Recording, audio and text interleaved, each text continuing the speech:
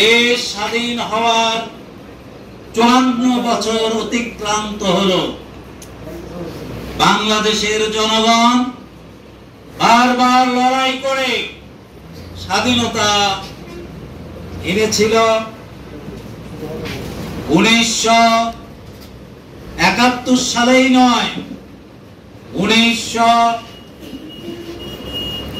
সেই পাকিস্তান আমলে ব্রিটিশের বিরুদ্ধে লড়াই করে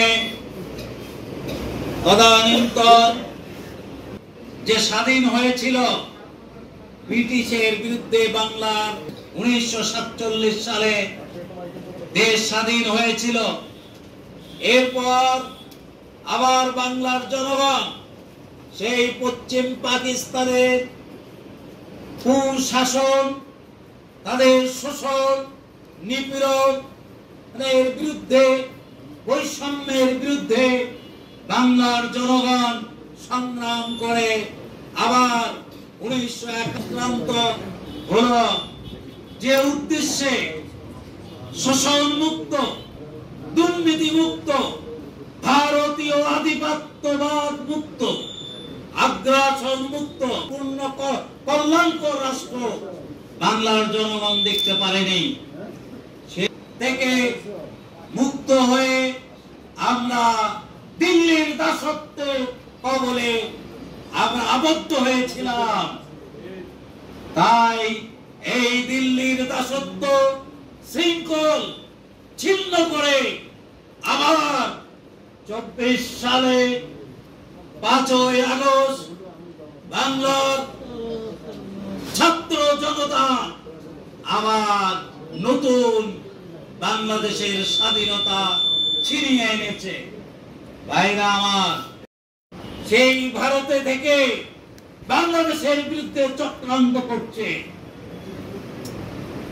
আজকে সারা দেশ বাসীকে ব্যাপারে এই শান্তিপূর্ণ দেশ, যেখানে হাজার বছরের সাম্প্রদায়িক সম্প্রীতি রয়েছে, ভারতের মিডিয়াগুলো বাংলাদেশের বিরুদ্ধে একটার পর একটা মিথ্যা বয়ান দিচ্ছে।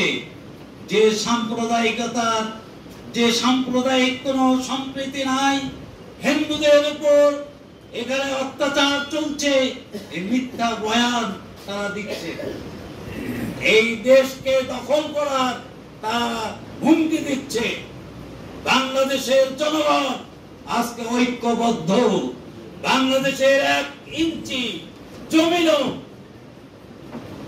যাতে কেউ দখল করতে না পারে, এই জন্য আজকে দেশবাসী ঐক্যবদ্ধ রয়েছে। আজকে ভারতের তাবেদার সেই আওয়ামী লীগ, ভারতের তাবেদার, ভারতের সহযোগিতা নিয়ে বারবার তারা ভোটার বিহীন ভোট করেছে, অবৈধভাবে তারা ক্ষমতায় ছিল। বিগত নির্বাচনগুলোতে আমরা দেখেছি যা এমপি হয়েছে আসলে তা বৈধ এমপি নয়।